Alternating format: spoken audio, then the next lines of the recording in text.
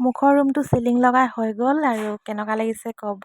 আৰু মুখৰ ৰুমত ৰাখিম ধুনীয়া এযোৰ চোফাৰ আৰু এখন বিচনা, যাতে কোনোবা থকা আলহী আহিলে নিশ্চিন্তকৈ শুব পাৰিব আৰু ধুনীয়াকৈ বহিবও পাৰিব।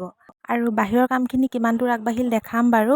আৰু মই যিহেতু আজি যাবলৈ ওলাইছোঁ গুৱাহাটী, সেয়েহে ভাত বাৰু ৰাতিপুৱাই খালোঁ আৰু এতিয়া চাহ অকণমান খাই লওঁ। চাহকণ খাই ওলাই মেলি যাম আৰু এনেহেন বিহুটো যে এৰি থৈ যাবলৈ ওলাইছোঁ। মায়ে অকলে অকলে কি কৰিব আৰু পিঠা পনা একো বনোৱাই নাই, ঘৰৰ কামত লাগি থাকোঁতেই গ'ল। আৰু বাহিৰৰখিনি ইমানতে ৰখাই দিওঁ আৰু বিহু পিছত দেখা যায় কি হয়। এইফালে চামচেটকেইখন হৈ গ'ল আৰু এই চুক কোণবোৰ এইখিনি প্লাষ্টাৰ মিলাই দিলে আৰু ইমানতে ৰখাই দিম আৰু।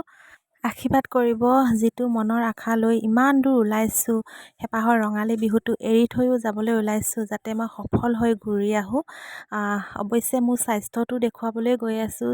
পাৰিলে গুৱাহাটীত ভাল লেডিজ গাইনী ডক্তৰ যদি কোনোবা আছে তেনেহ'লে জনাবচোন, যিহেতু মোৰ জৰায়ুত ইনফেকশ্যন হৈছে।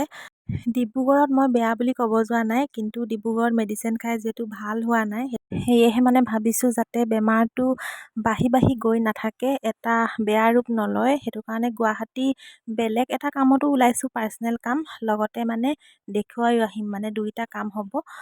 আৰু বাকীকেইটা ৰুমতো কাম চলি আছে। এইটো কেনেকুৱা লাগিলে জনাব দেই।